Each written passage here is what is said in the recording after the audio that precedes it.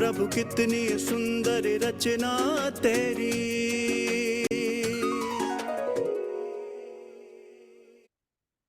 22 अप्रैल अर्थ day के उपलक्ष्य में आज हम ये सेशन देख रहे हैं, वन अर्थ वन फैमिली, एक पृथ्वी एक परिवार। तो आपने गीत भी सुना, प्रभु कितनी सुंदर रचना तेरी, जिसको हम दूसरे शब्दों में वसुदेव कुटुंबकम भी कह सकते हैं।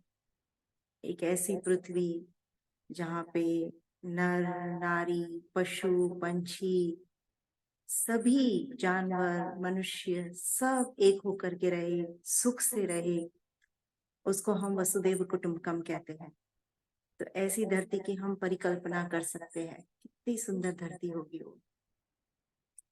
Anyway, Om Shanti, good evening. आज के इस हिंदी टॉक सीरीज के रूहानी दिल की बातें के आज के एपिसोड में आप सबका स्वागत है, स्वागत है, स्वागत है।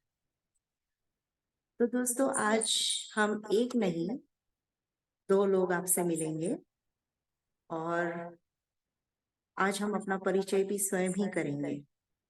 थोड़ा सा आज हमने रुख परिवर्तन किया है। हालांकि आप सब हमें स्क्रीन पर तो देखते ही होंगे, लेकिन आज फिर हम आपसे मिलने आ गए हैं। और सबसे पहले मैं अपना परिचय दूंगी। मेरा नाम शिवाली है और आपने मुझे स्क्रीन पर तो देखा ही होगा, पर शायद पर्सनली नहीं जानते होंगे। ब्रह्मा कुमारी इसके स्पिरिचुअल ज्ञान से मैं पिछले 36 से भी अधिक सालों से जुड़ी हुई हूँ, बाल्यकाल से ही जुड़ी हुई हूँ। और पिछले 30 वर्षों से मैं माउंट आबू में रहती थी, भारत में, और 20 वर्षों से भी अधिक मैंने माउंट आबू में ही एक चैरिटेबल हॉस्पिटल है, global hospital and research centre, वहां पे अपनी सेवाएं दी है। तो मेरा प्रोफेशनल बैकग्राउंड एडमिनिस्ट्रेशन का है, बट साथ ही साथ मैं एक फैसिलिटेटर भी हूँ, स्पिरिचुअल काउंसलर भी हूँ, और मुझे ट्रैवलिंग का बड़ा शौक है। अक्सर मैं अलग अलग जगहों पे ट्रैवलिंग करती रहती हूँ।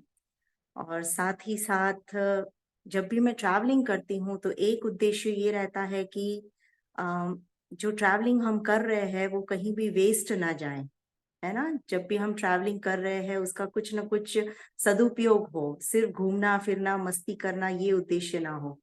तो इसीलिए अधिकतर जब मैं ट्रैवल करती हूँ तो अलग अलग जो हमारे ब्रह्मा कुमारी के सेंटर्स होते हैं वहां जा करके सेवाएं देती हूँ। जैसे कि दुबई भी गई हूँ, दोहा भी गई हूँ, मलेशिया, सिंगापुर, अलग अलग देशों में ट्रैवल किया है। लेकिन सब तरफ होते होते अभी मैं आ करके रुकी हूँ ग्लोबल रिट्रीट सेंटर में, ऑक्सफोर्ड के ग्लोबल रिट्रीट सेंटर में। अब मैं वर्तमान समय सेवाएं दे रही हूँ और अभी लंबा समय यहाँ रहने वाली हूँ और बस आपसे मिलती रहूंगी। तो आज मेरे साथ साथ एक और शख्सियत हमारे साथ जुड़े हैं जिन्हें आप पहले मिल चुके हैं। तो मैं वेलकम करना चाहती हूँ मेरे फ्रेंड श्रीनिधि भाई का। तो हम दोनों आज आपसे मिलेंगे और आज का जो विषय है उस पर चर्चा भी करेंगे। मैं चाहती हूँ श्रीनिधि भाई आप आए और आप अपना परिचय स्वयं दे सबको। ओम शांति। बहुत खुशी हो रही है आज आप सभी से मिलके। वैसे तो ऐसी रूबरू मुलाकातें होती रहती हैं, मगर आज की मुलाकात में आज खास हम इस अर्थ डे को सेलिब्रेट करने के विषय में जुड़े हैं। और अर्थ डे कहते ही सभी को याद आता है कि अर्थ हमारा प्लैनेट है और ये प्लैनेट हम सबको एक दूसरे से जोड़ के रखता है। भले हम कहीं भी रहते हों, दुनिया के किसी भी कोने में रहते हों, मगर हम सभी एक ही दुनिया के वासी हैं। तो मैं भारत में रहता हूँ और भारत में माउंट आबू में मैं पिछले 16 वर्षों से रह रहा हूँ। मैं यहाँ पर ब्रह्मा कुमारीज द्वारा संचालित ग्लोबल हॉस्पिटल में एडमिनिस्ट्रेशन में सेवा देता हूँ और साथ साथ ब्रह्मा कुमारीज की मीडिया सेवाओं में सेवा देने का सौभाग्य है। और पर्यावरण के क्षेत्र में खास रुचि है। आ, और जैसे धरती खूबसूरत है, जैसे आप ये गीत सुन रहे थे, धरती के पांचों ही तत्व कितने खूबसूरत हैं और हर एक तत्व से कुछ न कुछ सीखने को मिलता है। वह भले अलग-अलग कॉम्बिनेशंस में हमारे सामने नज़र आती है, मौसम के अलग-अलग रंग रूप को लेकर सामने आती है, तो सारे रंग रूप देखना मुझे बहुत पसंद है। और आज की बातचीत में हम बहुत सारी चीज़ें, हमें क्या-क्या चीज़ें पसंद हैं और क्यों पसंद है, उन चीज़ों पर चर्चा करेंगे, मगर साथ में ये भी समझने की कोशिश करेंगे कि ऐसी क्या चीज़ें हैं हम थोड़ा और बेहतर कर सकते हैं ताकि हम एक बेहतर दुनिया बना सकते हैं। और वैसे भी वसुधैव कुटुंबकम के बारे में शिवाली कह रही थीं, और वसुधैव कुटुंबकम कोई नई बात नहीं है, हम सभी ये जानते हैं कि पूरा विश्व एक परिवार है। एक पुरानी उक्ति के रूप में, संस्कृत की उक्ति के रूप में इसे गाया जाता है। और तभी व्यक्ति इस पूरे संसार को, इस पूरी धरती को एक कुटुंब के रूप में, एक परिवार के रूप में देख सकता है, जब उसकी सोच बड़ी हो। तो उदार चरित हो, तब जाके वसुधैव कुटुंबकम बन सकता है। तो अपने हृदय की उदारता को, बड़ी दिल को जब हम रखते हैं, तब वो संभव होता है। और यही बड़ी दिल आज हम सबको साथ में लेकर आया है। तो इसलिए इस कार्यक्रम में कोशिश करेंगे कि हम अपनी बड़ी दिल से एक दूसरे के दिलों तक पहुंचने की कोशिश करें, और हम जो चीज़ अच्छे कर रहे हैं उसको और बेहतर करें, और जो अगर कुछ करने की गुंजाइश है तो उससे सीख कर और आगे बढ़ें। तो श्री भाई, जैसे कि आज का टॉपिक है वन अर्थ वन फैमिली, मतलब एक पृथ्वी एक परिवार, और साथ ही जैसे कि हमने देखा कि 22 अप्रैल को अर्थ डे के रूप में मनाया जाता है। मैं सोच रही थी कि जैसे ये अर्थ डे क्यों मना रहे हैं हम, इसके पीछे क्या कारण है? क्योंकि नॉर्मली हम जैसे मदर्स डे मनाते हैं, फादर्स डे मनाते हैं, बर्थडेज मनाते हैं, डेथ डेज मनाते हैं, कहीं ना कुछ उससे कारण जुड़ा होता है, और अर्थ डे मतलब स्पेशली इसका क्या इम्पोर्टेंस है, कुछ आप बताना चाहेंगे प्लीज? बिल्कुल, इसका बहुत ही एक सिंपल सा एक्सप्लेनेशन है, एक सिंपल सी कहानी है। 1970 के समय में ये देखा गया कि बहुत सारे एनवायरमेंटल क्राइसिस धीरे-धीरे हमारे सामने आने लगे, पर्यावरण से जुड़ी हुई समस्याएँ हमारे सामने आने लगी। भले वो ओज़ोन लेयर में छेद होना हो, और दूसरे जो क्लाइमेट चेंज से रिलेटेड चीज़ें सामने नज़र आ रही थीं, तो उसके ऊपर कार्य होना, सम्मेलनों में बातचीत होना शुरू हो चुका था। मगर 1970 के दशक में ये चीज़ महसूस की गई लोगों के द्वारा कि सारी धरती एक है, तो इस धरती को सेलिब्रेट करने के लिए एक दिवस मनाया जाना चाहिए। तो 1970 के दशक में, खासकर 1970 में अमेरिका में अनेक जगहों से लोग जो अलग-अलग कार्यक्षेत्र में काम करते थे, वो अलग फ़ील्ड से हों, अलग प्रोफ़ेशन से हों, from different walks of life लोग सामने आए, और वो मिलकर धरती के लिए एक दिन सेलिब्रेट करने के लिए, ताकि जो भी आज के समय पर एनवायरमेंटल जागृति के लिए, जो पर्यावरण के क्षेत्र में जागृति लाने की आवश्यकता है, उसको और बेहतर करने के लिए एक लार्जेस्ट सिविक इवेंट के रूप में, यानी लोगों द्वारा आयोजित इवेंट के रूप में अर्थ डे की स्थापना की गई, और लोग इसे मनाना शुरू करने लगे। और आज के दिन में अगर हम देखें तो आज करोड़ों लोग, मैं समझता हूँ अरबों लोग आज 190 से अधिक देशों में अपनी इस धरती को सेफगार्ड करने के लिए, इसको प्रोटेक्ट करने के लिए, और एक बेहतर फ्यूचर के लिए, एक ब्राइट फ्यूचर के लिए प्रयासरत हैं। और यही अर्थ डे की शुरुआत का रीज़न रहा, और आज ये इतने सारे लोगों को पूरे धरती पर लेके साथ में चलने का कार्य करती है।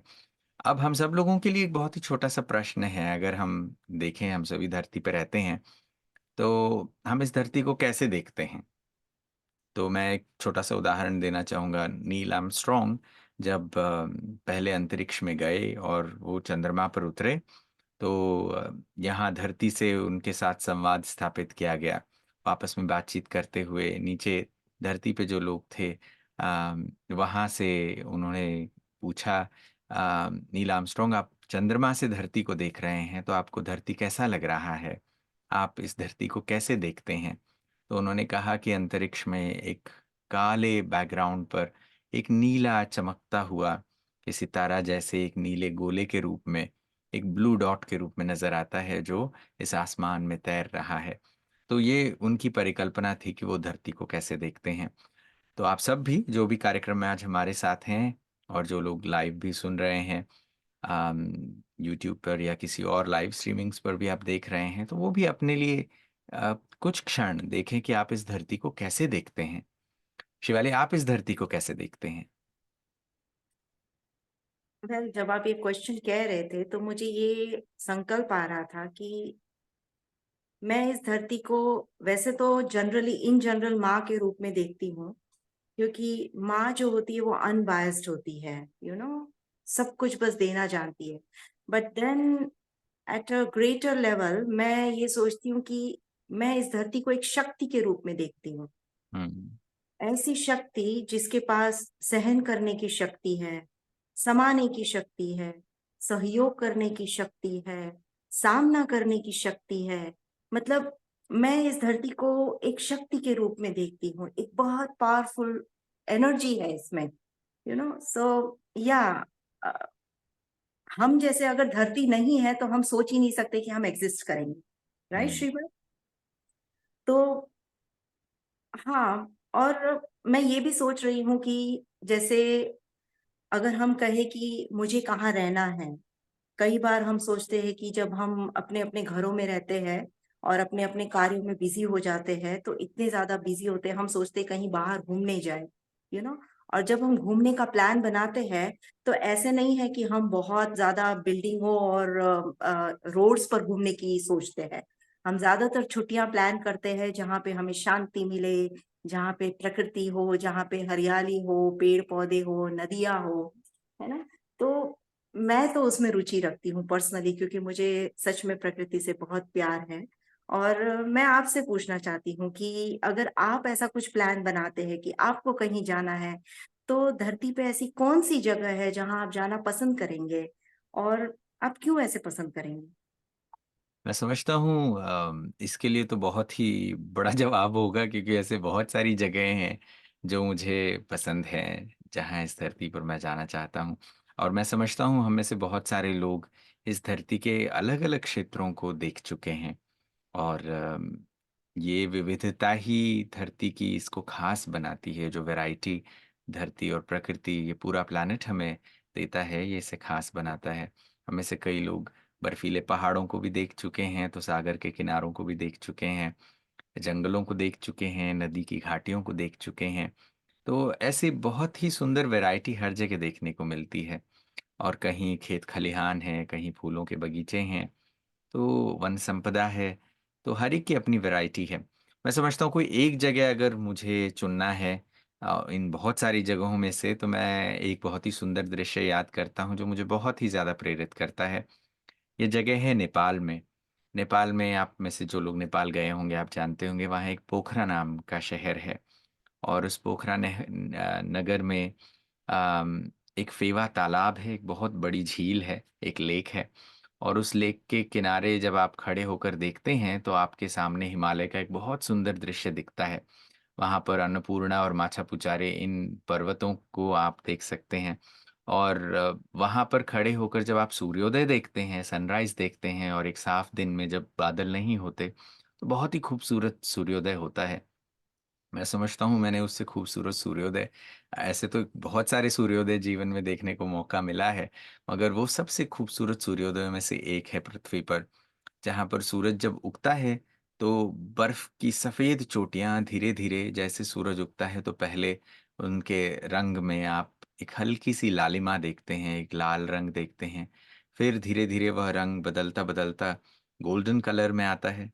यानी सनलाइट गोल्डन कलर का होता है, तो पूरे पहाड़ पे, क्योंकि वो सफ़ेद पहाड़ हैं बर्फ से ढके हुए, तो वो भी पूरे गोल्डन लगने लगते हैं। और फिर धीरे-धीरे जैसे सूरज चढ़ता जाता है, तो उसके रंग बदलते जाते हैं, थोड़ा पिंक, थोड़ा ऑरेंज होते-होते फिर वो पूरा सफ़ेद हो जाता है, और उसका रिफ्लेक्शन आप फेवा तालाब में, यानी फेवा झील में, उस सरोवर में देख सकते हैं।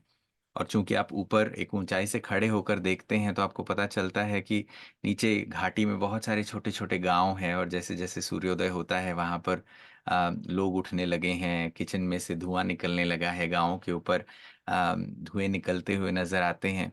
और ऐसे कितने न जाने छोटे-छोटे गाँव हैं। और ये दृश्य मुझे इसलिए पसंद है, एक तो प्रकृति का ये सौंदर्य नज़र आता है कि प्रकृति इतनी विशाल है, इतनी शक्तिशाली है।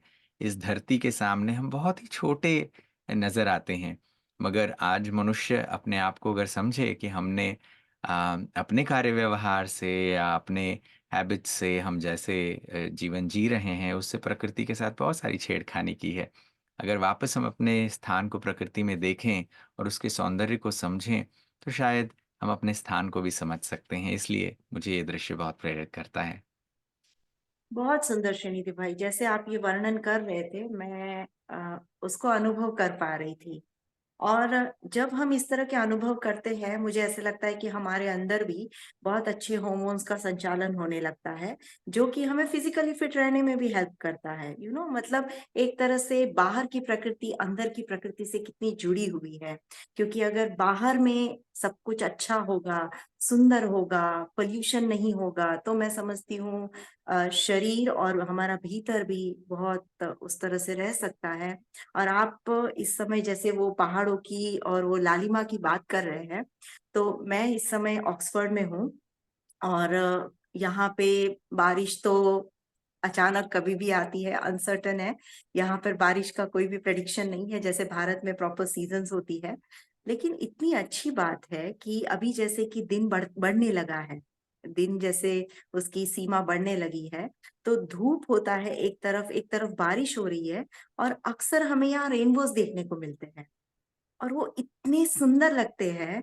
तो जैसे उसे देखते हुए अंदर में मन प्रफुल्लित होने लगता है। और मैं सच में अपने आप को बहुत खुशकिस्मत मानती हूँ इस मामले में। जैसे मैं माउंट आबू में रहती थी।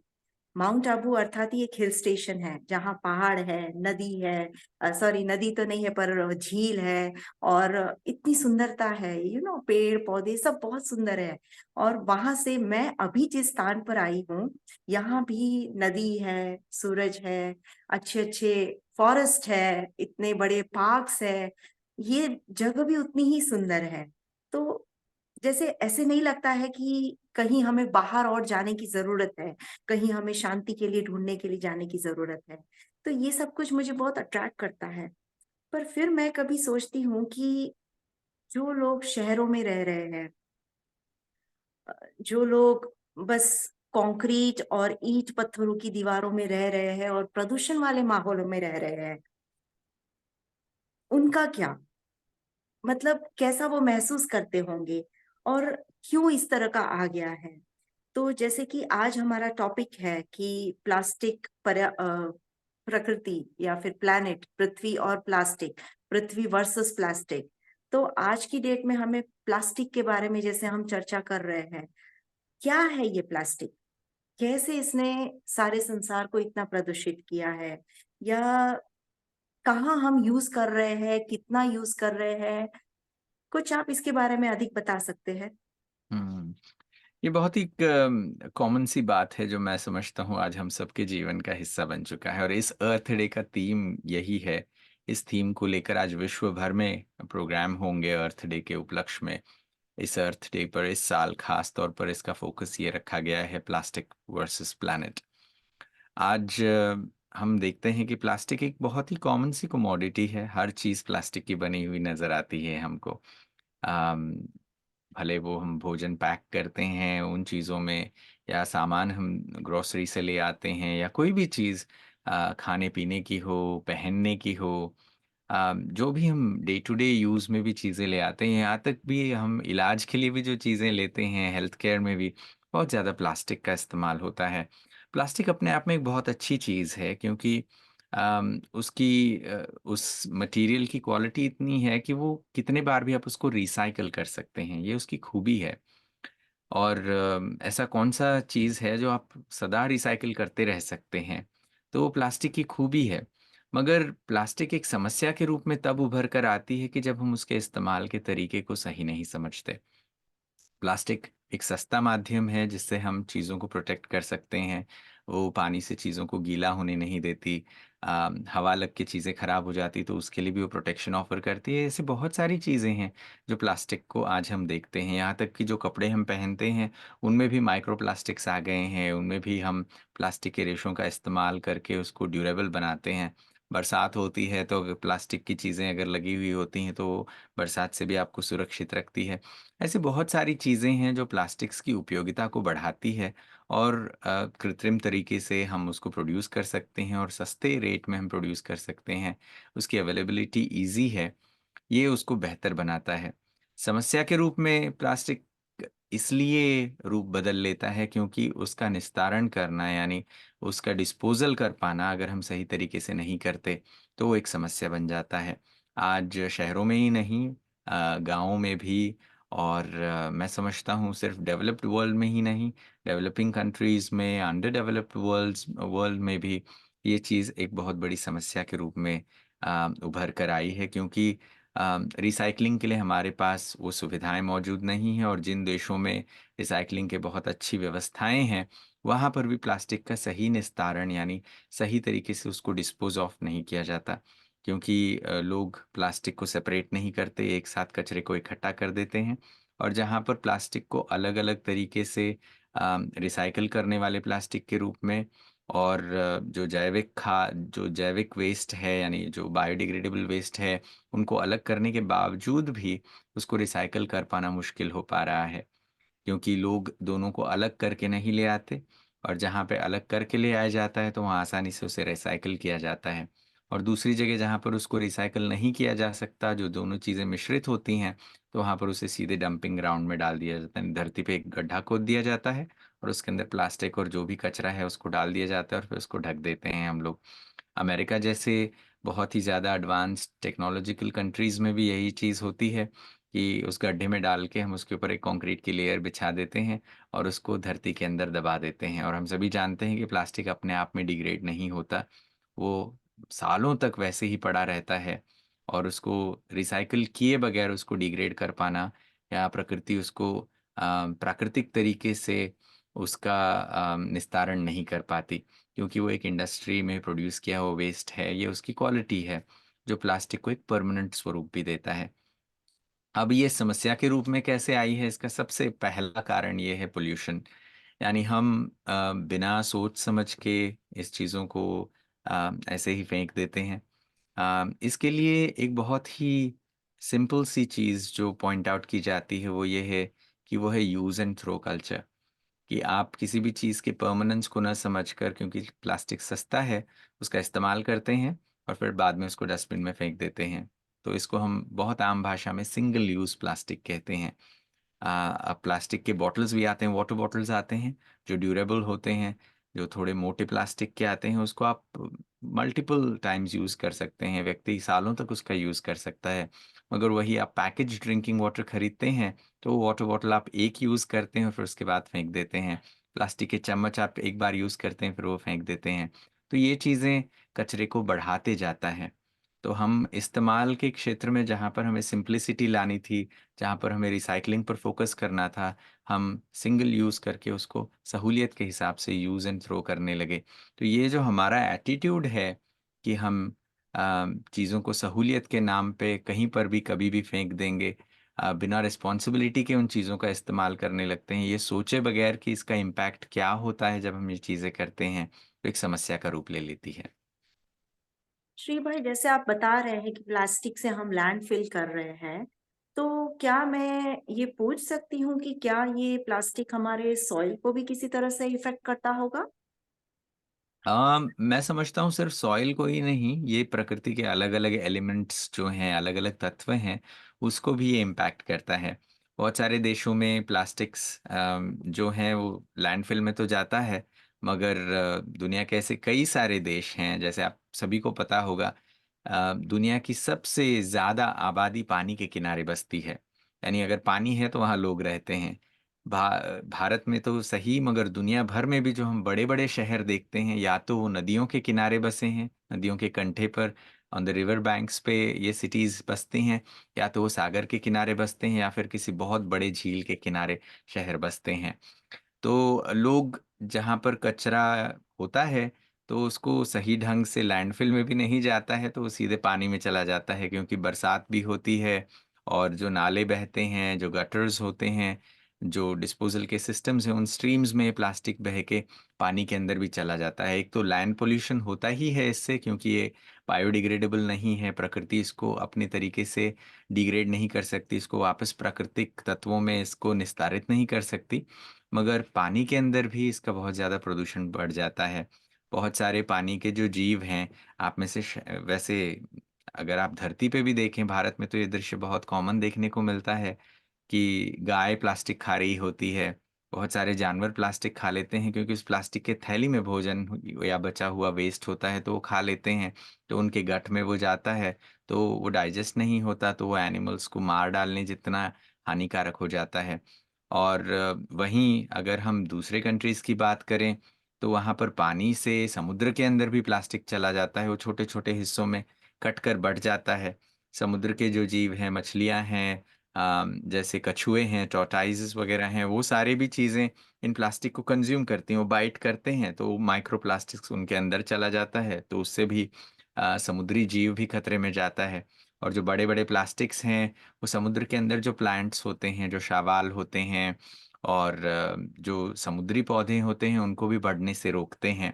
और बड़े-बड़े शार्क्स जैसे बड़ी मछलियाँ हैं, उनके अंदर भी ये प्लास्टिक चला जाता है, वो डाइजेस्ट नहीं होता, उनके डाइजेस्टिव सिस्टम को हार्म करता है, तो बड़ी-बड़ी मछलियाँ भी मर जाती हैं और वो सागर के किनारे तैरती हुई हमको मिलती हैं। और जब उनको काट के देखा जाता है, तो उनके अंदर भी प्लास्टिक देखने को मिलता है। और ये प्लास्टिक एक बहुत बड़ी समस्या बनकर उभर कर आया है, सिर्फ मानवों के लिए नहीं, जंगली जानवरों के लिए नहीं, सामाजिक प्राणियों के लिए नहीं, मगर समुद्री जीवों के लिए भी। तो पानी का भी प्रदूषण है, धरती का भी प्रदूषण है, तो वहीं हवा में भी जब लोग प्लास्टिक जलाते हैं, तो उसका भी प्रदूषण होता है, बहुत पॉइज़नस गैसेस उससे होते हैं। तो ये हर जगह इसका प्रदूषण देखने को मिलता है।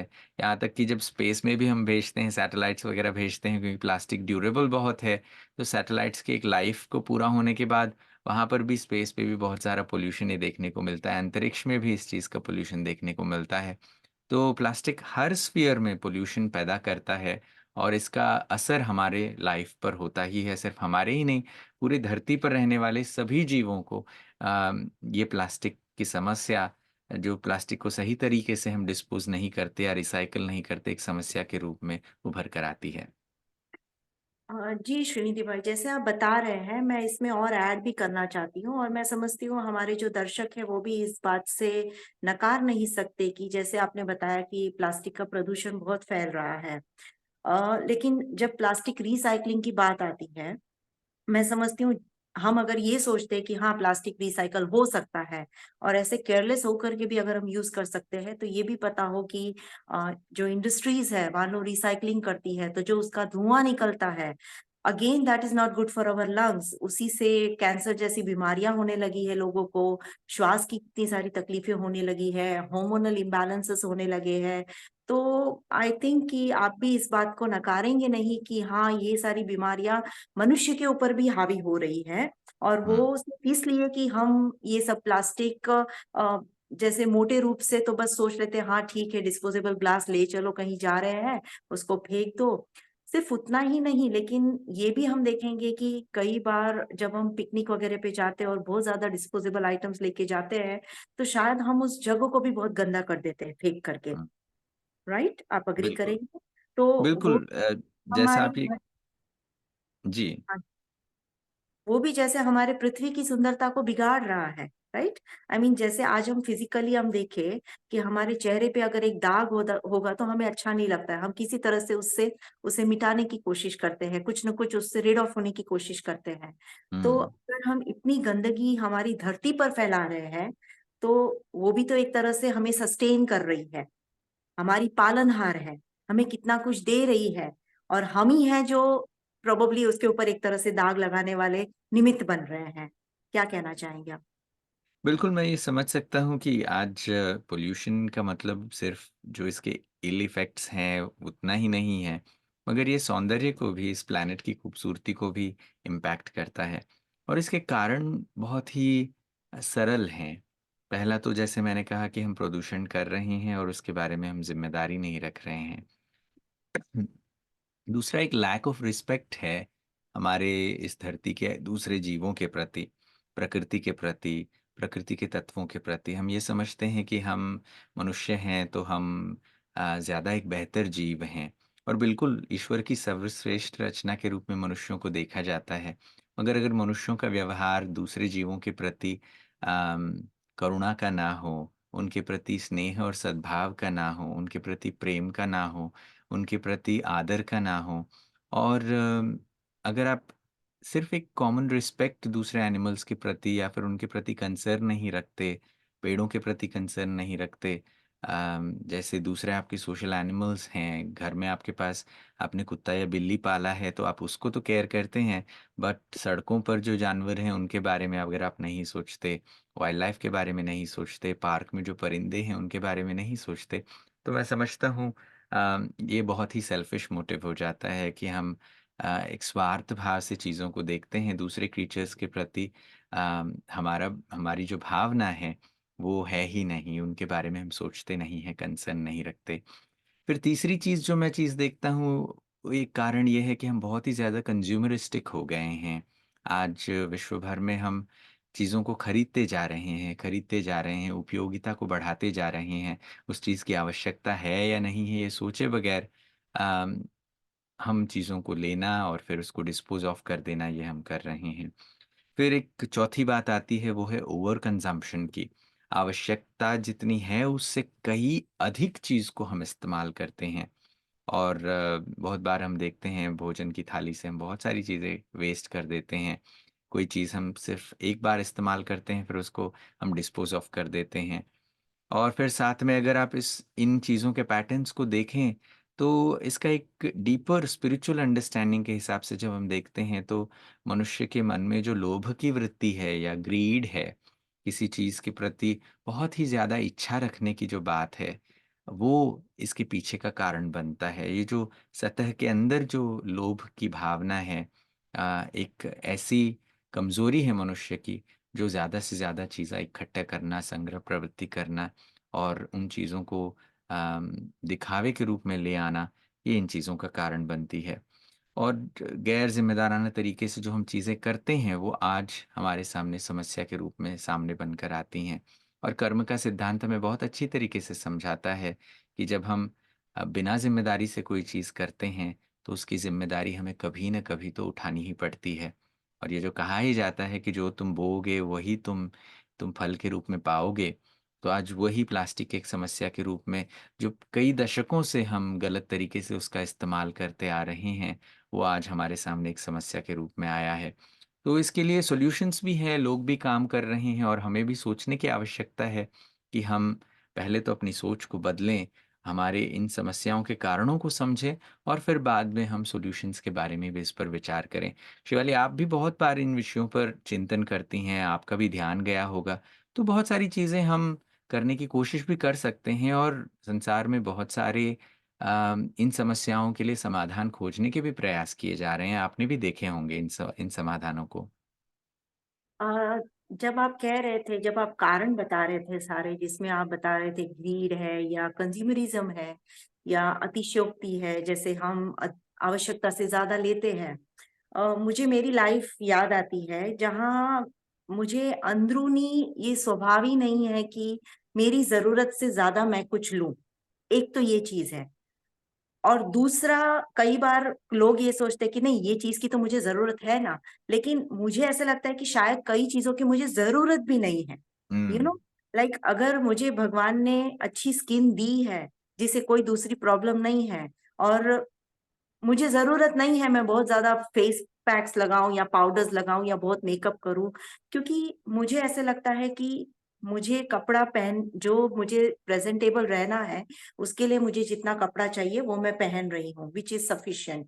तो इस तरह से मैं अपने आप को बहुत रिलेट करती हूँ कि जब जब मैं शायद इन सब चीजों को जानती भी नहीं थी कि पर्यावरण को बचाना क्या होता है या पृथ्वी को बचाना क्या होता है या रिसोर्सेस को बचाना क्या होता है, तब से ही मेरे अंदर ये नेचुरल स्वभाव है कि मैं बहुत मिनिमलिस्ट रही हूँ। पुराने दिनों में इस स्वभाव को कंजूसी कहा जाता था, लेकिन आई एम हैप्पी कि अब उसका रूपांतरण कर दिया गया है, अब उसको मिनिमलिस्ट कहते हैं। यू नो, और वो एक्चुअली कंजूसी नहीं है, क्योंकि एक तरह से आप धरती के नेचुरल रिसोर्सेस को बचा रहे हैं, क्योंकि जितना आप ले रहे हैं, जो प्रोडक्शन हो रहा है, उनको ये मोटिवेशन मिल रहा है कि वो और बनाए। आज मैं एक चीज खरीद रही हूँ, मेरे पास ऑलरेडी मान लीजिए 10 बैग्स है, बट सिर्फ एक स्टॉक इकट्ठा करने के लिए या हर एक अलग इवेंट में अलग बैग ले जाने के लिए अगर मैं बैग्स इकट्ठा कर रही हूँ, तो ये अतिशयोक्ति है। और सामने बनाने वालों को ये जैसे इंस्पिरेशन मिल रहा है कि हम और बनाएं और बनाएं। और अगर वो बना रहे हैं तो वो डेफिनेटली कहीं ना कहीं अर्थ के नेचुरल रिसोर्सेज को हानि पहुंचा रहे हैं। एम आई राइट? बिल्कुल, ये एक सिंपल सी बात लग सकती है, मगर अम, अगर आप एक बड़े पिक्चर पे देखें, क्योंकि हम सभी आपस में कनेक्टेड हैं। जैसे आज का थीम जो हम जिस विषय पर बात कर रहे हैं कि हम एक धरती के वासी हैं और हम सभी एक परिवार का हिस्सा हैं। तो परिवार में अगर एक व्यक्ति, समझ लीजिए घर में 10 लोग हैं और 10 लोगों के हिसाब से हर एक के लिए एक रोटी बनती है, और उसमें से एक इंसान अगर एक्स्ट्रा रोटी खा लेता है तो एक आदमी को कम मिलेगा ही। और यही हमारे साथ भी होता है। भले हम धरती के अलग-अलग देशों में रहते हैं, कोई देश ज़्यादा संपन्न है फ़ाइनेंशियली, रिसोर्सेज़ के हिसाब से कई देश ज़्यादा संपन्न हैं, दुनिया का एक हिस्से में नेचुरल रिसोर्सेज़ ज़्यादा हैं। ऐसे विविधता होते हुए भी अगर हम धरती से आवश्यकता से ज़्यादा लेते हैं, तो कहीं न कहीं दुनिया के दूसरे कोने में हम अभाव को ले आने के लिए कारण बनते हैं। और इसीलिए ये समझने की आवश्यकता है कि मैं जितना सिंपल लाइफ़ जिऊँ, जितनी आसानी के साथ, जितनी सहजता के साथ, जितनी सिंप्लिसिटी के साथ मैं अपने लाइफ़ को, क्षमा करें, मैं लीड करता हूँ, तो उससे मैं एक बेहतर विश्व के लिए कंट्रीब्यूट करता हूँ। आज प्लास्टिक की समस्या के लिए यूनाइटेड नेशंस काम कर रही हैं, सरकारें काम कर रही हैं। यूनाइटेड नेशंस की एक प्लास्टिक पॉलिसी सारे देशों में ये फ़ॉलो की जाए, इसके लिए एक प्लास्टिक ट्रीटी के ऊपर काम होने जा रहा है।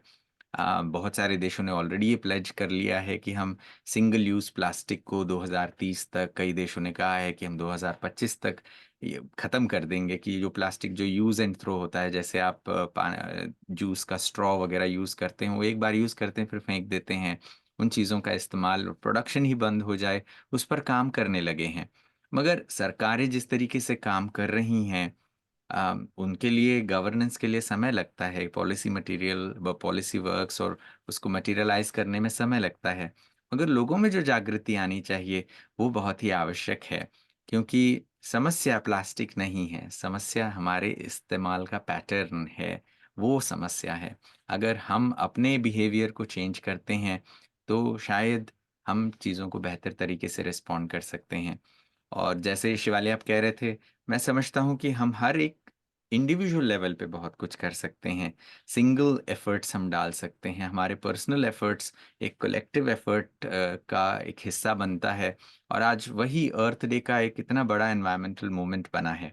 तो आज स्पिरिचुअली भी जब हम देखते हैं, हम सभी मिलकर एक-एक चीज़ें, एक-एक आइडियाज़ को, एक-एक थॉट्स को बदलते जाते हैं, तो हम एक बहुत बड़ा परिवार बनते हैं। ऐसे ही पर्यावरण के क्षेत्र में भी यही है कि अगर मैं अपने आप को बदलूँगा, तो सारी दुनिया बदलेगी। अगर मैं ये सोचूँगा कि 10 लोग तो पॉल्यूट कर ही रहे हैं, वो लोग तो प्लास्टिक इस्तेमाल कर ही रहे हैं, तो मेरे बदलने से क्या होगा? तो फिर हम बदलाव के इस जर्नी में साथ नहीं होंगे। और बहुत ही खूबसूरती से महात्मा गांधी ने ये कहा कि जो बदलाव आप दुनिया में देखना चाहते हो, आपको खुद में लाना पड़ेगा। सो वो चेंज मुझे खुद बनना पड़ेगा। The change that I want to see in the world, I should become that first. तो खुद से जब हम शुरुआत करते हैं, खुद का परिवर्तन जब करते हैं, स्व परिवर्तन से विश्व परिवर्तन संभव होता है। और फिर जब हम अपने इन विचारों के साथ काम करते हैं, तो ये हमारे विचार एक कलेक्टिव अवेयरनेस को भी ग्रो करने के लिए मददगार साबित होते हैं। हम एक-दूसरे से अपनी बातों को शेयर करते हैं, लोगों को इंस्पायर करते हैं, लोग हमें देखकर बहुत सारी चीज़ें करते हैं, तो हम लीड बाय एग्ज़ाम्पल कर सकते हैं। ऐसी बहुत सारी चीज़ें हैं, जो की जा सकती है। और स्पिरिचुअली मैं समझता हूँ एक बहुत ही सिंपल और अंडरलाइन प्रिंसिपल यही है, जो आप भी कह रहे थे, आज लोग मिनिमलिज़्म कह रहे हैं उस चीज़ को। वो एक अंडरलाइंग सिंप्लिसिटी है कि मैं अपने नीड्स को कम करूँ, कम से कम चीज़ों में मैं सैटिस्फाइड रहूँ। एक बहुत ही अच्छी चीज़ जो आज यंगस्टर्स करने लगे हैं, they are saying no to fast fashion. यानी आप किसी एक ओकेज़न के लिए जा रहे हैं, तो एक कपड़ा खरीद रहे हैं, फिर आप कहीं घूमने जा रहे हैं, तो उसके लिए भी आप कुछ कपड़े खरीद रहे हैं, और फिर घूम के आप वापस आ जाते हैं, तो अ, उसी फ़ो उसी कपड़ों में मैं फिर से फ़ोटो खिंचवाऊँ, ये तो सही नहीं होगा, सोशल मीडिया पे लोग देखेंगे तो क्या कहेंगे? ये सब चीज़ें लोगों के जीवन में आज मायने रखने लगी हैं। और आज यंगस्टर्स में ये अवेयरनेस भी आने लगा है कि लोग क्या कहेंगे, इसके हिसाब से मैं अपने आप को नहीं प्रेज़ेंट करूँ, मगर मैं अपनी ज़िम्मेदारी समझूँ। मैं इस पूरे विश्व परिवार में मेरी अपनी भूमिका समझूँ कि मैं अकेला नहीं हूँ। मैं जो करता हूँ वो प्राणियों पर, प्रकृति पर, पेड़ों पर, जल पर, वायु पर, अग्नि पर, धरती पर, हर एक पर उसका असर होता है। मेरे पड़ोसियों पर, दूर में रहने वाले लोगों पर, यहाँ तक कि मुझे याद है हम एक छोटा-सा कार्यक्रम ऐसे पर्यावरण के क्षेत्र के लिए कर रहे थे और स्कूली बच्चों ने ये कहा कि आप ये जो प्लास्टिक का पॉल्यूशन करेंगे, इसका इफ़ेक्ट कहाँ होगा आपको पता है? तो एक बच्चा बहुत ही ज़्यादा इन विषयों पर आसक्त था। उसने कहा कि अगर मैं प्लास्टिक यहाँ नदी में फेंकूँगा भारत में, तो ये प्लास्टिक का कूड़ा निकलेगा ऑस्ट्रेलिया में ग्रेट बैरियर रीफ पे और वहाँ पे शार्क्स को वो जीने नहीं देगा। इसलिए मैं प्लास्टिक का कम से कम इस्तेमाल करता हूँ। तो ये जो हमारा कनेक्ट है कि मैं पूरे विश्व के साथ जुड़ा हूँ। मैं जो करता हूँ उसका असर पूरे विश्व पर पड़ता है। मैं सृष्टि का आधार मूर्त हूँ, मैं आधार स्तंभ हूँ और मेरे बिहेवियर का मैं जिस तरीके से व्यवहार करता हूँ, उसका असर पूरे विश्व पर पड़ता है। ये समझ लेने से हम बहुत ही ज़िम्मेदार तरीके से इन चीज़ों को बेहतर कर सकते हैं। बिल्कुल श्रीनिधि, एक्चुअली मैं भी वही समझती हूँ, बूंद बूंद से तालाब भरता है। तो शायद मेरा एक एफर्ट जो है वो कहीं ना कहीं कुछ ना कुछ कंट्रीब्यूट कर रहा है। और उतना ही नहीं, बदले में जो मुझे दुआ लग रही है वो शायद मेरी पर्सनल बहुत सारी तकलीफों को खत्म कर देगी। और वो दुआ जरूरी नहीं है सिर्फ ह्यूमन बीइंग से आए, वो दुआ किसी जानवर से भी आ सकती है। शायद मेरे एक एफर्ट से अगर किसी जानवर की जान बची है, उसकी जो सटल हैप्पीनेस है वो मुझे लगेगी। राइट। तो हमने आज प्लास्टिक के कारणों के, उसके नुकसान के बारे में बहुत सारी बातें की। और सॉल्यूशंस भी आपने जैसे बताया कि हमें इनसाइड आउट कैसे क्लीन एंड क्लियर रहना है। और साथ में मैं एक और पॉइंट ऐड करना चाहती हूँ Srinidhi, do you believe in this 3 Rs where we say reduce, reuse, recycle and do you want to say anything? आप कुछ उसके बारे में बताना चाहते हैं? मैं समझता हूँ एक ये बहुत ही पॉपुलर मंत्र है जिसको बहुत सारे लोग जानते हैं कि सबसे पहला आर जो है वो है रिड्यूस करना। यानी अगर आप प कोई चीज़ों को रेगुलरली कंज़म्पशन आपका पैटर्न है, तो उसको आप कम करने की कोशिश करें। आप तुरंत उसको फुल स्टॉप करें ऐसा संभव नहीं है क्योंकि हम इस दुनिया में रहते हैं और इन इन सिस्टम्स में रहते हुए एक साइकिल में हम हैं। तो इस चक्र में कुछ चीज़ें हैं और उनको समझकर हम उसको उसी तरीके से इस्तेमाल भी करना भी पड़ता है, मगर उस इस्तेमाल को पहले कम करने की कोशिश करके देखें। और रिड्यूस करने से बहुत सारी चीज़ें हो सकती हैं। अगर आप प्लास्टिक का बॉटल यूज़ कर रहे हैं या फिर आप समझें आप कहीं पर भी यात्रा करते हैं और वहाँ पर आप बॉटल्ड वाटर खरीदते हैं, तो आप कोशिश ये करें कि आप अपने घर से पानी ले जाने की कोशिश करें। अगर आप समझ लें आप सिर्फ़ अ, कुछ घंटे की यात्रा कर रहे हैं, एक डे ट्रिप कर रहे हैं और आपको लगता है आपको 2 बॉटल पानी की आवश्यकता है, तो आप पानी ले जा सकते हैं, ले आ सकते हैं। बहुत सारी जगह सेफ ड्रिंकिंग वाटर्स की अवेलेबिलिटी गवर्नमेंट्स कराती हैं, तो उन चीज़ों को समझना और वो करना भी समझना चाहिए, उसका इस्तेमाल भी करना चाहिए। आज माइक्रोप्लास्टिक्स की एक बहुत बड़ी समस्या है क्योंकि हम प्लास्टिक के बर्तनों में हमारा खाना, प्लास्टिक के बर्तनों में हमारा पीने का पानी पैकेज किया हुआ और न जाने वो कितने महीने पहले पैक किया हुआ है और उस पानी में भी प्लास्टिक के छोटे-छोटे कण माइक्रो प्लास्टिक्स हम कहते हैं। आजकल तो शब्द यहाँ तक भी आ गया है कि नैनो पार्टिकल्स भी प्लास्टिक के उस पानी में घुल जाते हैं क्योंकि वो प्लास्टिक कभी गर्म होता है, कभी ठंडा होता है। उन एक्सट्रीम वेदर्स के कारण उसका असर होता है। और जब वो चीज़ हमारे शरीर के अंदर आता है तो उसका असर होता ही है। आज नहीं तो कल उसका असर दिखता है, उसके कारण छोटे बच्चों में बीमारियाँ, हार्मोनल प्रॉब्लम्स ये दिनों-दिन बढ़ती जा रही हैं। यहाँ तक कि कैंसर्स की समस्याओं को भी दिनों-दिन बढ़ता हुआ देखा जा रहा है हमारे इन बदलते पैटर्न्स के कारण। तो आप रिड्यूस करने की कोशिश करें कि आप स्टील के बॉटल लें या मेटल के बॉटल्स लें, उनमें आप अपनी चीज़ों को ले जाना और ले आने की कोशिश करें। और यूज़ एंड थ्रो का जो हमारा जो सिस्टम है उसको बदला जा सकता है। और जो मेटल की चीज़ें हैं आप बार-बार रीयूज़ कर सकते हैं। और जो घर में पहले के ज़माने में भी यही चीज़ें की जाती थी। अगर आप पिकनिक्स पे जैसे शिवाली कह रहे थे, तो आप अपने बर्तन साथ में ले जाएँ, बहुत ज़्यादा हेवी ना हो, कम से कम मिनिमम चीज़ें जो आपके इस्तेमाल के लिए हो सकती हैं, उन चीज़ों को ले जाने की कोशिश करें। और फिर नेचुरल चीज़ों को खाने की कोशिश करें। मुझे याद है एक ऐसे ही कार्यक्रम में स्कूली बच्चों के कार्यक्रम में एक बच्चे ने कहा कि मेरे को प्लास्टिक में चॉकलेट जो आता है वो सारा प्लास्टिक रैपर्स में आता है और 1 साल मैंने ये टास्क किया कि साल भर में जो भी मैं प्लास्टिक में मेरी चीज़ें आती हैं, चॉकलेट्स आती हैं, वो खाने के बाद वो जो रैपर्स बचते हैं, उन सबको मैंने इकट्ठा किया। और 1 साल के बाद मैंने देखा तो मेरे पास इतना सारा प्लास्टिक था और इसको मुझे रिसाइकिल करना पड़ने के लिए भेजना पड़ा, क्योंकि उसके गाँव में जहाँ पर वो रहता था, वहाँ पर रिसाइक्लिंग की फैसिलिटी नहीं थी। तो उसने कहा कि मेरे पास तो रिसाइक्लिंग की फैसिलिटी नहीं है, मैं इतनी दूर उसको रिसाइक्लिंग के लिए कैसे भेजूँगा? तो उसने अगले साल के लिए अ, एक प्रण लिया, एक चेंज अपने अंदर लाने की कोशिश की। अब उसने कहा कि चॉकलेट मुझे भले पसंद है, बट वो प्लास्टिक में आ रहा है जहाँ रिसाइक्लिंग अवेलेबल नहीं है, तो मैं प्लास्टिक में आए हुए भोजन को नहीं ग्रहण करूँगा, चॉकलेट्स को नहीं इस्तेमाल करूँगा, उसके बदले में मैं फ्रूट्स खाऊँगा, क्योंकि फ्रूट्स बायोडिग्रेडेबल होते हैं, तो अगर आप पूरा खा सकते हैं, जैसे केला खाएँगे तो उसका छिलका फेंक देंगे, तो वो नेचुरली डिग्रेड हो जाएगा। ऐसे फ्रूट्स को खाने से आपका खुद का भी हेल्थ अच्छा रहेगा और साथ-साथ आपका जो प्लास्टिक फुटप्रिंट है वो भी कम होगा। तो ये रिसाइकिल करने के लिए भी बहुत सारी चीज़ें हैं, बट उसके लिए कॉन्शियस एफर्ट करना कि ये रिसाइक्लिंग तक पहुँच रहा है, इस बात को इंश्योर करना बहुत आवश्यक है। आज एक और आर उस चीज़ में जोड़ दिया जाता है, वो है रीबिल्ड। यानी जो चीज़ें रिसाइकिल होके आ रही हैं उसको सही तरीके से इस्तेमाल करने में, उसको एक सकारात्मक क्षेत्र में इस्तेमाल करने में एक बहुत बड़ा योगदान देखने को मिलता है। तो ये चीज़ें राइट चॉइसेस डिफाइन करती हैं कि हमारे पास एक सस्टेनेबल लिविंग के लिए कि हम ऐसा जीवन जिएँ जो प्रकृति के लिए, हमारे लिए और पूरे विश्व के लिए अ, सस्टेन करने वाली, यानी पालना स्वरूप के रूप में हो, किसी को डैमेज करने वाला ना हो, ऐसे जीवन को हम जी सकते हैं और वो सही चॉइसेस लेकर ही किया जा सकता है।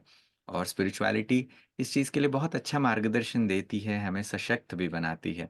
और ह हमेशा ये कहा जाता है कि सिंपल लिविंग, हाई थिंकिंग वो चीज़ कही जाती है।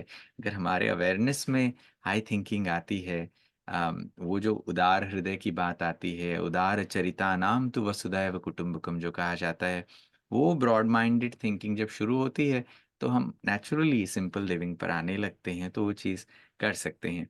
कुछ सॉल्यूशंस के लिए हम और भी चीज़ें करते हैं, जैसे बहुत सारे आप साथी जो होंगे, अगर आप वेजिटेरियन हैं, तो आप इस प्रकृति को बेहतर बनाने के लिए ऑलरेडी मदद कर रहे हैं।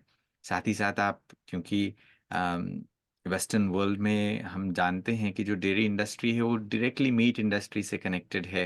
तो लोगों में एक वीगनिज़्म का भी एक बहुत बड़ा मूवमेंट शुरू हुआ है कि लोग दूध और दूध के बने हुए पदार्थों को छोड़कर संपूर्ण प्लांट बेस्ड चीज़ों पर स्विच करने लगे हैं और उससे स्वास्थ्य में बहुत सारे बेनिफिट्स भी देखने को मिलते हैं। तो ये भी चीज़ें आप अपने अंदर बदलाव के रूप में ला सकते हैं। और बहुत अच्छी चीज़ ये है कि आप दूसरों को इंस्पायर करें। आप खुद भी वो बदलाव का स्वरूप बनें और दूसरों को भी प्रेरणाएँ दें, तो वो चीज़ हो सकता है। और शिवाली जैसे ये बात कह रहे थे कि हम अंदर-बाहर को साफ रखें। ऐसा आज हम देखते हैं, हम बाहर की सफाई पर बहुत ज़्यादा ध्यान देते हैं। विश्व भर में सफाई के अभियान छेड़े जाते हैं, तो हम देखते हैं कि इस सफाई को बेहतर करने के लिए हम आउटसाइड क्या कर सकते हैं। अगर आप घर से बाहर जा रहे हैं, दुकान जा रहे हैं, आपको पता ही है कि हम रास्ते से कोई न कोई चीज़ लेके आने वाले हैं, तो हमेशा आपके पास एक कपड़े की थैली रखें। आप सामान को कम से कम प्लास्टिक थैलियों में ले आएँ। नया प्लास्टिक खरीदना, वो खासकर सिंगल यूज़ प्लास्टिक वाली जो चीज़ें हैं, उसको ना के बराबर यूज़ करने की कोशिश करें और ये संभव है। बहुत सारे वेस्ट में मैं ये चीज़ देखता हूँ, यूरोप में खासकर इसके ऊपर बहुत बड़ी क्रांति आई है। सुपरमार्केट्स में अब आप देखते हैं, आप पेपर बैग्स में चीज़ें ले आ सकते हैं, जो पेपर बायोडिग्रेडेबल होता है। आप अपने घर से थैली ले जा सकते हो, उसमें अनाज ले आ सकते हो। पैकेज्ड सुपरमार्केट में चीज़ें नहीं मिलती, वो तो मिलती भी थीं, तो बट आज सुपरमार्केट में भी आप अपने थैलों में सामान लेकर आ सकते हैं, वो सुविधाएँ मौजूद हैं। तो ये चेंजेज़ हो रही हैं विश्व भर में और सिर्फ़ अगर हम आँखें खोल कर देखें और उसको स्पिरिचुअली उसके पीछे के अंडरलाइन प्रिंसिपल को अपना लें, तो फिर ये चेंजेस करना हमारे लिए भी आसान होता है। और तो ये तो फिज़िकल क्लीनलीनेस की बात है, मगर इनसाइड भी जो हम वेस्ट इकट्ठा करते हैं, बहुत सारी चीज़ें, बहुत ज़्यादा हम एक्यूमुलेट करने की आदत बनी हुई है। ज़रूरत से ज़्यादा चीज़ों को लेने की आदत बनी हुई है या इर्रेस्पॉन्सिबल कंज़म्पशन की जो आदत बनी हुई है, वो जो वेस्ट है, जो वेस्ट थॉट्स हैं, वो भी बहुत ही हार्मफुल होते हैं। अगर आप समझें, इसका बहुत ही सिंपल उदाहरण है, अगर एक व्यक्ति बहुत ज़्यादा स्ट्रेस में है, वो बहुत ज़्यादा एंगर उसको प्रभावित करता है, तो क्या आपको लगता है कि जब उसको स्ट्रेस होगा या बहुत ज़्यादा गुस्से में है, तो क्या वो पानी का एक बॉटल रिसाइकिल करने के बारे में सोचेगा, या वो डस्टबिन में कचरा डालने के बारे में और वेस्ट को सेग्रीगेट करने के बारे में सोचेगा? क्योंकि उसके मन के अंदर ही बहुत सारा कचरा मिक्स हुआ हुआ है। तो वो गीला कचरा और सूखा कचरा, वेट वेस्ट और ड्राई वेस्ट को अलग करने के बारे में नहीं सोच सकता। तो इसलिए अंदर भी अपने आप को क्लीन करना बहुत ज़रूरी है, और उससे ये बाहर की सफाई करना भी बहुत आसान हो सकता है। तो इसलिए हम सभी कनेक्टेड हैं, ये पूरी धरती मेरी है, इस धरती पर सभी को जीने का पूर्ण अधिकार है, सभी मेरे परिवार के सदस्य हैं, प्रकृति के तत्व, जीव, जंतु, पक्षी, परिंदे, छोटे-छोटे कीट सभी आपस में जुड़े हुए हैं। इसलिए हम इस जुड़ाव को महसूस करें, उन सभी के प्रति कल्याण की भावना रखें, उन सभी के प्रति शुभ भावनाएँ रखें और रख कर अपने अंदर परिवर्तन लाएँ। हर दिन अच्छे विचारों को हम अपने मन में अगर क्रिएट करते हैं, तो फिर हम एक बेहतर धरती को बनाने में हम अपना योगदान देते हैं। बहुत सुंदर श्रीनिधि। एक्चुअली हमारे पास ऑलरेडी हमारे एक दर्शक का ओथ आ चुका है। मैं अभी लास्ट में ये कहना चाहती हूँ, समय की समीपता को देखते हुए डेफिनेटली हम वाइंड अप करेंगे, बट आप सभी जो आज हमारे साथ जुड़े हैं, कि क्या आप अपना कोई भी एक ऐसा संकल्प जो पृथ्वी के लिए आपका योगदान बन सकता है, जो पृथ्वी को बचा सकता है, अगर आप डालना चाहते हैं तो डेफिनेटली चैट बॉक्स में डालिए। और मैं पढ़ना चाहती हूँ, हमारे एक दर्शक ने लिखा है, I will take oath seriously and avoid getting plastic carry bags from the market and carry my own cup and bottle, not buy water bottle, minimal clothing, keep few things. Thank you very much जिसने भी लिखा है। We appreciate this a lot कि हमारा थोड़ा सा प्रयास जो है वो एक सुखद संसार निर्माण करने के निमित्त बन सकता है, वसुदेव कुटुंबकम को इस धरा पर ला सकता है। और श्रीनिधि भाई, भारत से रात में जुड़ने के लिए आपका बहुत बहुत दिल से धन्यवाद। Thank you very much. और अब हम इस सेशन को एंड करेंगे 2 मिनट के मेडिटेशन के साथ। हम एक गाइडेड मेडिटेशन करेंगे जिसमें हम इस पूरी धरती को शक्ति और एनर्जी भेजेंगे। सभी रिलैक्स होके बैठ जाएं।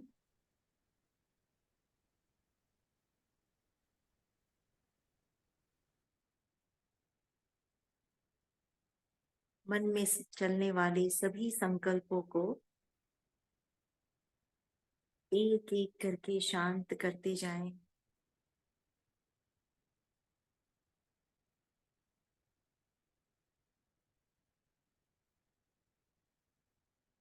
जितना मेरा मन शांत होगा,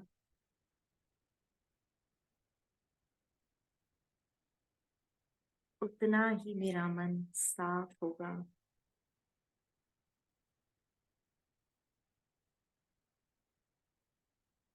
जितना मेरा मन साफ होगा,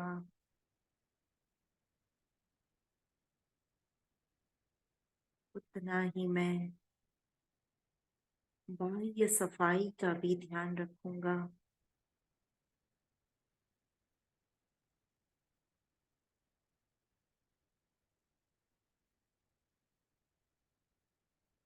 अपने आप को एक एनर्जी सोर्स महसूस करें।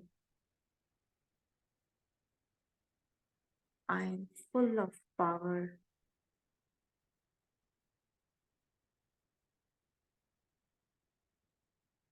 मैं सर्व शक्तियों से भरपूर हूँ। और अपने सामने पृथ्वी के गोले को देखें।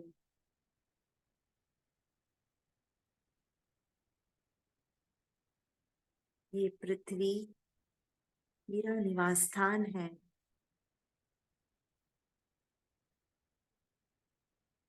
ये पृथ्वी मेरी माता है। इसने सदा मुझे बहुत कुछ दिया है।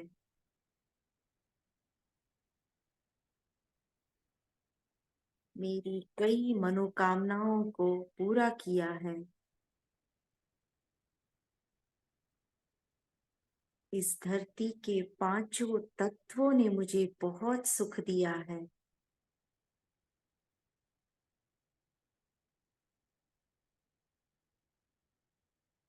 मैं दिल से शुक्रगुजार हूँ इस धरती का, जिसने मुझे अपने में पनाह दी है। और आज मैं ये संकल्प करता हूँ, मैं सदैव ये प्रयास करता रहूंगा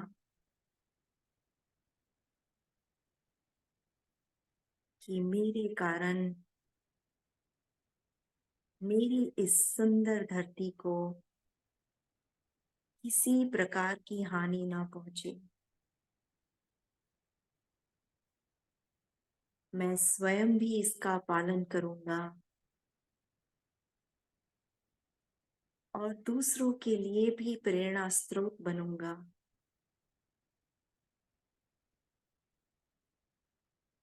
अपने श्रेष्ठ संकल्प, शुभ संकल्पों की एनर्जी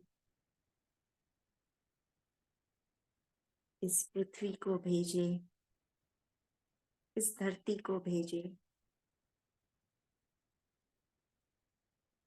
और विजुअलाइज करें, ये धरती आपको देख के मुस्कुरा रही है, आपको देख के बहुत खुश हो रही है।